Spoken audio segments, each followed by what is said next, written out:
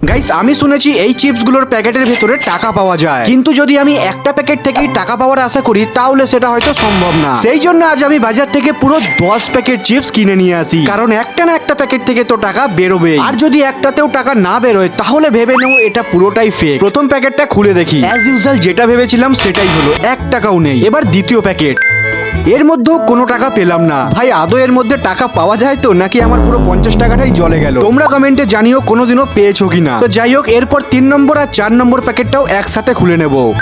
ভাই শপথ, ভাই মনে হচ্ছে পুরো চুনা লাগিয়ে দিল। এবার আমার এক্সপেকটেশন তো একদমই লো হয়ে গেছে। 5 নম্বর প্যাকেট, 6 নম্বর প্যাকেট, 7 নম্বর প্যাকেট, 8 নম্বর প্যাকেট। গাইজ আমার প্রথমেই ডাউট ছিল এর মধ্যে টাকা পাবো কিনা, তাই আমি একটা আলাদা চিপসের প্যাকেট আগে থেকেই নিয়ে আসি, আর এটার নাম হচ্ছে মালামাল লটারি।